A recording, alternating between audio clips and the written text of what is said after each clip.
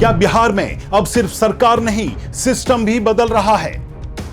क्या मुख्यमंत्री सम्राट चौधरी ने सूबे के प्रशासनिक महकमे में ऐसी सर्जरी शुरू की है जिसका असर उन अधिकारियों पर पड़ रहा है जिन्हें कभी नीतीश कुमार का सबसे भरोसेमंद माना जाता था?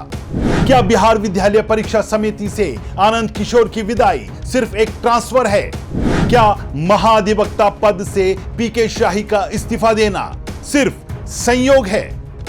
और क्या 21 आईएएस और 29 पुलिस अधिकारियों के तबादले महज प्रशासनिक प्रक्रिया है? या फिर बिहार में सत्ता और सिस्टम के नए समीकरण की शुरुआत? क्या सम्राट चौधरी अब अपना अगला प्रशासनिक मॉडल गढ़ रहे हैं? और सबसे बड़ा सवाल, क्या सुशासन बाबू के दौर के पावर सेंटर अब धीरे धीरे कमजोर किए जा रहे हैं? यही है आज का मुद्दा, और मुद्दा गर्म है।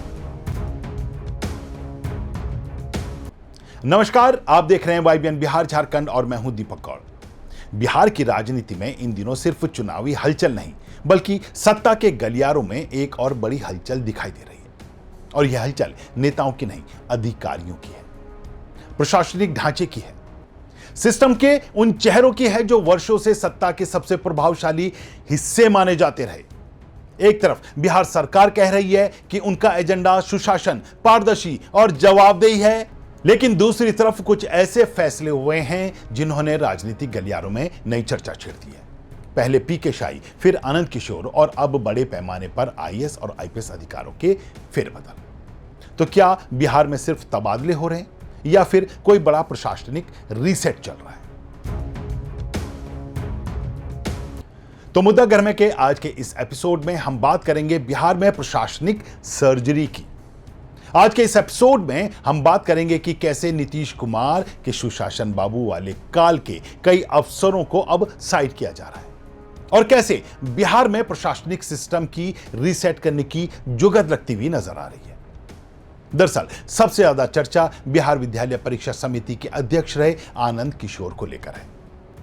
करीब 10 वर्षों तक बिहार बोर्ड की कमान संभालने वाले आनंद किशोर को अब उस पद से हटा दिया गया है। उनकी जगह पटना के डीएम रहे डॉक्टर त्यागराजन एसएम को नई जिम्मेदारी सौंपी गई है। यह वही आनंद किशोर हैं जिन्हें कभी टॉपर घोटाले के बाद बिहार बोर्ड की छवि सुधारने के लिए लाया गया था, लेकिन अब उनका नाम ऋषुश्री टेंडर घोटाले की चर्चाओं में सामने आने के बाद उनकी विदाई को लेकर सवाल खड़े हो रहे हैं। क्या यह महज प्रशासनिक बदलाव है या फिर भ्रष्टाचार को लेकर सरकार का संदेश? तो हमारी आज की इस रिपोर्ट को अंत तक जरूर देखिएगा, क्योंकि आज की इस रिपोर्ट में हम बिहार के प्रशासनिक सिस्टम को रीसेट करने की इनसाइड स्टोरी आप तक पहुंचाएंगे। हम अपनी रिपोर्ट में आगे बढ़ने से पहले अगर आपने अभी तक हमारे चैनल को सब्सक्राइब नहीं किया तो अभी कर लें और बेल आइकन का बटन दबाना ना भूलें। तो चलिए लौटते हैं अपने मुद्दे पर।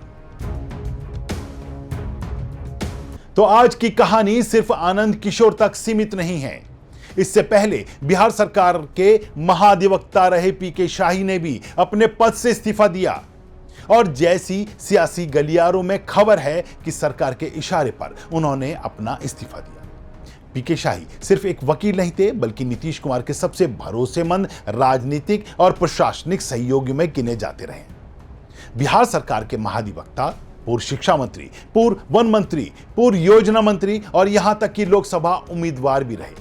उनकी भूमिका हमेशा सत्ता के केंद्र में रही, लेकिन अब उनका जाना भी कई तरह की चर्चाओं को जन्म दे रहा है। और जब महज इन दो घटनाओं को जोड़कर ही देखा जाए तो सवाल और बड़ा हो जाता है। क्या बिहार में सम्राट चौधरी अपनी अलग प्रशासनिक पहचान बना रहे हैं? क्या वह यह संदेश देना चाहते हैं कि अब फैसले पुराने समीकरणों से नहीं, नई प्राथमिकताओं से होंगे? क्योंकि सिर्फ दो बड़े चेहरे ही नहीं, सरकार ने अपने प्रशासनिक सर्जरी के तहत अब 21 आईएएस अधिकारियों के तबादले किए हैं। इतना ही नहीं, 29 पुलिस अधिकारियों को भी इधर से उधर किया है।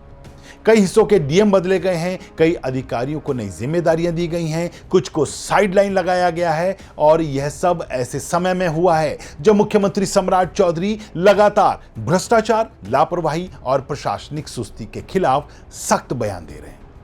असल में बिहार में विकास की रफ्तार को गति देने के लिए अब सम्राट चौधरी पुराने प्रशासनिक सिस्टम में भी कई बदलाव करने की जुगत में जुटे हैं। इसी के मद्देनजर सम्राट चौधरी का संदेश साफ दिखाई देता है। 30 दिनों के भीतर काम पूरा करो, वरना कार्रवाई के लिए तैयार हो। 10 दिन पर नोटिस मिलेगा, 20 दिन पर दूसरा नोटिस मिलेगा, 25वें दिन पर तीसरा नोटिस मिलेगा और 30वें दिन पे कार्रवाई होगी। यानी अब सरकार सिर्फ फाइलें नहीं देखना चाहती, नतीजे देखना चाहती है। लेकिन यहीं से राजनीतिक बहस शुरू होती है, क्योंकि जेडीयू और उसके समर्थक लगातार कहते रहे हैं कि सम्राट चौधरी नीतीश कुमार के सुशासन मॉडल को ही आगे बढ़ा रहे हैं। लेकिन अगर ऐसा है तो फिर उन्हीं अधिकारियों पर कार्रवाई क्यों दिखाई दे रही है जो वर्षों तक उसी मॉडल का हिस्सा रहे? राजनीतिक गलियारों में यह चर्चा तेज है कि सम्राट चौधरी अब बिहार में अपनी अलग प्रशासनिक ब्रांडिंग करना चाहते हैं। एक ऐसे नेता की छवि जो सिर्फ राजनीतिक फैसले नहीं लेता, बल्कि सिस्टम को भी झकझोर देता है, जो अधिकारियों को यह संदेश देना चाहता है कि पुरानी नजदीकियां, पुराने समीकरण और पुराना रसूख अब सुरक्षा कवच नहीं बनेगा। हालांकि सरकार की तरफ से कहीं भी यह नहीं कहा गया है कि किसी अधिकारी पर कार्रवाई सिर्फ राजनीतिक निकटता की वजह से हुई है। सरकार का दावा है कि हर फैसला प्रशासनिक जरूरत और जवाबदेही के आधार पर लिया गया है। लेकिन राजनीति में संदेश उतना ही महत्वपूर्ण होता है जितना फैसला, और इस समय जो संदेश जा रहा है वह बेहद स्पष्ट दिखाई देता है। सम्राट चौधरी बार बार कह रहे हैं, ना खाना है ना किसी को खाने देंगे। क्राइम, कम्युनलिज्म और करप्शन, यानी नीतीश कुमार की सत्ता वाली लड़ाई के 3C, इन तीनों के खिलाफ लड़ाई जारी रहेगी। लेकिन सवाल यह है, क्या यह सिर्फ बयान है या फिर बिहार के प्रशासनिक ढांचे में सचमुच एक नई व्यवस्था आकार ले रही है? अगर हाल के फैसलों को देखें तो तस्वीर कुछ और भी संकेत देती है। एक दशक से एक ही पद पर बैठे अधिकारी हटते हैं, सरकार के सबसे भरोसेमंद कानूनी सलाहकार पद छोड़ते हैं, बड़े पैमाने पर तबादले होते हैं और मुख्यमंत्री लगातार अधिकारी को चेतावनी देते हैं, तो जाहिर है सिस्टम के भीतर भी संदेश जाता है कि अब प्रदर्शन से ज्यादा परफॉर्मेंस मायने रखेगी। यही वजह है कि आज बिहार के प्रशासनिक गलियारों में सबसे ज्यादा चर्चा किसी राजनीतिक दल की नहीं, बल्कि प्रशासनिक सर्जरी की हो रही है। लोग पूछ रहे हैं, क्या यह सुशासन मॉडल का विस्तार है या फिर सम्राट मॉडल की शुरुआत? बहरहाल नीतीश कुमार के काफी करीबी रहे आनंद किशोर की विदाई, पीके शाही का जाना, 21 IAS और 29 पुलिस अधिकारियों का तबादला, इन सभी घटनाओं ने एक बात साफ कर दी है कि बिहार का प्रशासनिक ढांचा इस समय बदलाव के दौर से गुजर रहा है। अब यह बदलाव सिर्फ रूटीन प्रक्रिया है या फिर सत्ता के नए केंद्र की स्थापना, इसका जवाब आने वाला समय देगा। लेकिन इतना जरूर है कि सम्राट चौधरी एक सख्त प्रशासक की छवि गढ़ने में जुटे दिखाई दे रहे हैं, और अगर यही रफ्तार जारी रही तो आने वाले दिनों में प्रशासनिक गलियारों में भी और भी बड़े बदलाव देखने को मिल सकते हैं।